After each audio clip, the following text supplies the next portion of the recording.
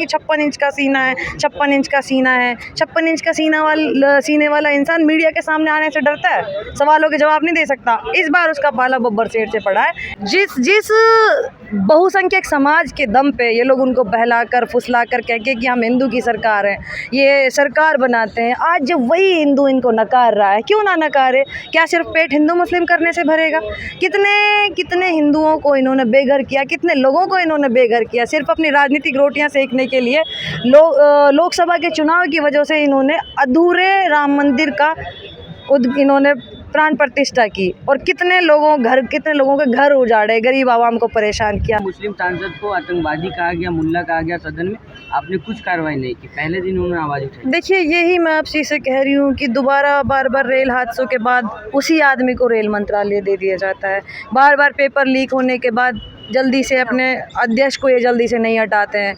कोई कहीं rape case में और महिला के साथ छेड़छाड़ में इनका सांसद पाया जाता है, उसके खिलाफ कार्रवाई नहीं करते हैं। किसी नेता का बेटा किसानों को कुचल देता है, उसको हटाने का काम ये नहीं करते हैं। अभी अब आप बात कर रहे हैं ओम बिरला जी की कि उनके सामने ये सब हुआ कि कहीं दानिश को क्या कहा गया, मुल्ला कहा गया और बहुत अभद्र भाषाएं और टिप्पणी की गई।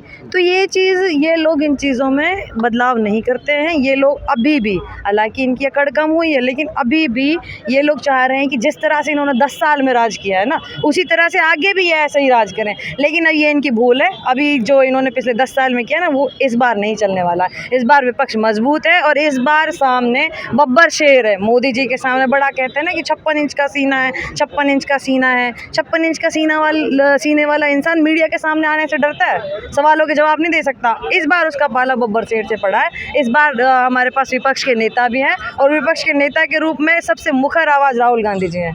तो इस बार ये मनमानी नहीं चलेगी सरकार की। संसद में हमारे नेता आवाज़ उठाएंगे और सड़क पे हमारे जैसे अनेकों कार्यकर्ता आवाज़ उठाएंगे। अच्छा, आखिर में एक सवाल लेंगे, जिससे आप कहें कि अयोध्या से हार मिली है बीजेपी को, वही अयोध्या जहाँ से मतलब राम मंदिर को लेकर तमाम जगह आवाज़ उठाई कि राम मंदिर के नाम वोट करें, लेकिन वहाँ के हिंदुओं पे अब सवाल कर रही है जो भाजपा समर्थक है, वो कह रहे हैं कि गद्दार हिंदू है अयोध्या वाले। यही मैं कह रही हूँ कि यही इस देश का दुर्भाग्य है। यही कि आप ये देखिए कि पहले ये हिंदू मुस्लिम करके लोगों को धर्मों के नाम पे बांटते थे और मुसलमानों को, सिखों को, किसी को खालिस्तानी, किसी को पाकिस्तानी, आतंकवादी कहते थे। लेकिन अब देखिए ना, जिस बहुसंख्यक समाज के दम पे ये लोग उनको बहलाकर फुसलाकर कह के कि हम हिंदू की सरकार हैं, ये सरकार बनाते हैं, आज जब वही हिंदू इनको नकार रहा है, क्यों ना नकारे? क्या सिर्फ पेट हिंदू मुस्लिम करने से भरेगा? कितने हिंदुओं को इन्होंने बेघर किया, कितने लोगों को इन्होंने बेघर किया सिर्फ अपनी राजनीतिक रोटियां सेकने के लिए। लोकसभा के चुनाव की वजह से इन्होंने अधूरे राम मंदिर का इन्होंने प्राण प्रतिष्ठा की और कितने लोगों के घर उजाड़े, गरीब आवाम को परेशान किया। उन लोगों ने इनको बहुत अच्छा सबक सिखाने का काम किया है और आज जब इनको सबक सिखाया गया, इनकी करनी करतूतों का इनको फल मिला है, तो ये कहते हैं कि वहाँ के हिंदू गद्दार हैं, इनका बायकाट करो। अब देखो ना, ये तो इन्होंने तो हिंदुओं को भी बांट दिया है। ये किसी के सगे नहीं है, ये उनके ही सगे नहीं है। जिस समाज के नाम पे ये सत्ता में आते हैं, कहते हैं कि हम हिंदूवादी सरकार है, ये किसी के सगे नहीं है। ना ये मुसलमान के सगे हैं, ना ये हिंदू के सगे, ना ये सिख के सगे हैं, ना ये ऊँचे के सगे, ना ये नीचे के सगे। ये सिर्फ केवल और केवल राजनीति के भूखे हैं। राजनीतिक रोटियां सेकना, इनको सिर्फ अपनी राजनीतिक रोटियां सेकनी, उसके लिए किसी भी हद तक जा सकते हैं, किसी भी नीचता।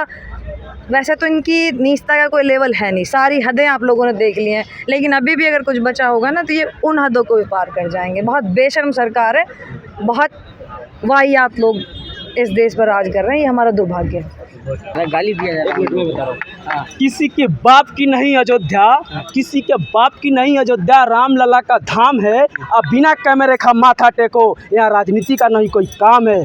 सबसे पहले अयोध्या ने मोदी जी को लात मार के खदेड़ने का काम किया है और ये दिखा दिया है कि अब तुम्हारा हिंदू मुस्लिम से नहीं राजनीति चलेगी। अब जब चलेगी तो विकास के नाम से राजनीति चलेगी। लेकिन तो कहा जा रहा है कि ये राम के नहीं हुए वो लोग, वो राम के नहीं, राम जी को लाए हैं। उनकी इतनी औकात हो गई कि राम भगवान को लाने का उनकी औकात हो गई है। एक अगर यदि मीडिया चाय दो तो मोदी जी को चुटकी में से खदेड़ देगी। जो 56 इंच का छाती लिए भौकाल बनाते हैं ना, 10 इंच का माइक उनके मुंह में लगा देगी। नहीं देख नहीं रहा, सदन में जय हिंदू राष्ट्र का नारा लग रहा है। जय हिंदू राष्ट्र, जय भीम का नारा नहीं देखे हैं क्या? जय भीम। अब सदन हिंदू चलेगा, राष्ट्र पहले देखे तो लगा था, अब पहले चला पहले था कहीं लगा था नारा, पहली दफा लगा है ना।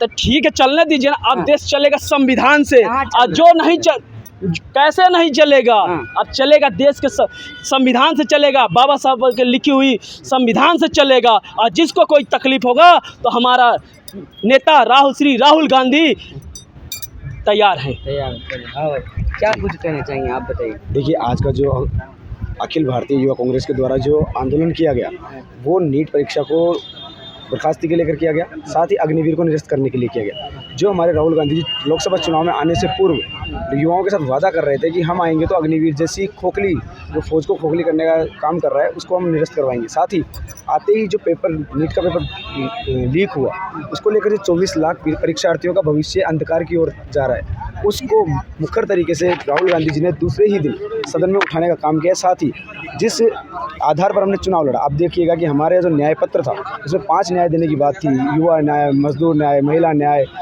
ऐसी जो 5 न्याय थे, अब उन्हीं क्या लग रहा है ये बताइए ना, लग रहा है कि फिर से दोबारा पेपर हो पाएगा? जी, अरे विपक्ष में वो ताकत है जो किसी भी काम को वापस करवा सकती है। आपके सामने हमारा उदाहरण है, जब किसान आंदोलन के समय काले कानून लेकर आए थे और किसानों ने पूरा मजबूती के साथ जवाब दिया था, तो काले कानून वापस हुए हैं। साथ ही जो ब्रजभूषण शरण था, जिसने हमारे पहलवानों के साथ अभद्रता की या यौन शोषण किया, उस पर भी आज मामले दर्ज हो चुके हैं। मतलब उम्मीद नहीं, हमें पूरा विश्वास है और हम इसको पूरा करवा के मानेंगे। ठीक है।